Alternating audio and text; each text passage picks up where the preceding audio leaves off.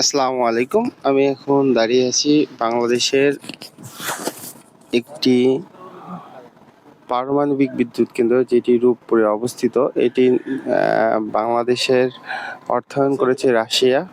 তো হচ্ছে আপনারা জানেন যে একটি চুল্লিতে হচ্ছে পারমাণবিক জ্বালানি সেটি কিন্তু লোড করা হয়েছে। এই যে লাল লাইট জ্বলতেছে, এই রিয়াক্টর, এটার নাম হচ্ছে রিয়াক্টর। এখানে কিন্তু পারমাণবিক জ্বালানি লোড করা হয়েছে। আর এই পাশে আরেকটা রিয়াক্টর দেখতেছেন, এই রিয়াক্টরটাতে কিন্তু পারমাণবিক জ্বালানি লোড করা হয় নাই, তার মানে ইউরেনিয়ামের বান্ডিল লোড করা হয় নাই।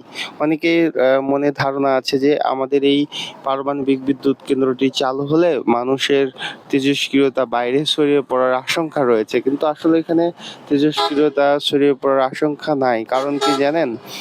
এই যে পারমাণবিক চুল্লি বা রিয়াক্টর দেখতেছেন, এর মধ্যে এর মধ্যেই কিন্তু সেই ইউরেনিয়াম বান্ডিল থাকবে।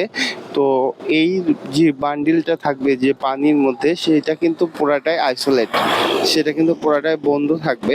আর এর আউটসাইডটা আপনারা দেখতে পাচ্ছেন পাইপের মতো, এর ভেতর দিয়ে কিন্তু সাধারণ পানি কিন্তু প্রবেশ করবে, আবার অন্য দিক থেকে বের হয়ে আসবে। সেটা কিন্তু ওই আইসোলেট চেম্বারের মধ্যে প্রবেশ করবে না। যেমন আমরা ভাত রান্না করার সময় বাষ্প দেখি, যেমন পানিকে হিট করলে যেমন বাষ্প দেখি, এরকম বাষ্প তৈরি হবে কিভাবে?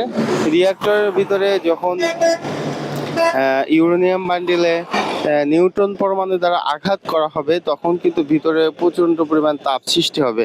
তো আউটসাইড কিন্তু প্রচণ্ড হিট হবে। তো আউটসাইডে যদি পানি থাকে, সেই হিটে কিন্তু আউটসাইডেও মানে হিট হবে। হিট হওয়ার পরে কিন্তু সেখানে সেই পানিটা স্টিম তৈরি করবে, মানে যেটা হচ্ছে বাষ্প তৈরি করবে। সেটার মাধ্যমে কিন্তু টারবাইন ঘুরবে। টারবাইনটা যখন ঘুরবে, তখন টারবাইন ঘোরার শেষে যখন যে বাষ্পটা থাকবে, সেইটা কিন্তু কুলিং টাওয়ারে চলে যাবে। কুলিং টাওয়ারে কিছু জিনিস থাকবে, সেখান থেকে বাষ্পটাকে পানিতে রূপান্তরিত করবে। আর কিছু বাষ্প পানিতে রূপান্তরিত করতে পারবে না, সেই বাষ্পটি এই চিমনির মাধ্যমে, এই যে চিমনিগুলো দেখতেছেন লাল কালারের, লাল আলো জ্বলতেছে, এই চিমনি দিয়ে বের হয়ে যাবে মূলত। তাহলে যে পানিতে বের হচ্ছে, সেটা কিন্তু এই ইউরেনিয়াম বান্ডিলের কাছে যাচ্ছে না, মানে ইউরেনিয়াম বান্ডিলের সাথে মিশতেছে না, তেজস্ক্রিয়তার সাথে মিশতেছে না। এই হচ্ছে মূল বিষয়। তো আপনারা আশা করি সকলে বুঝতে পেরেছেন।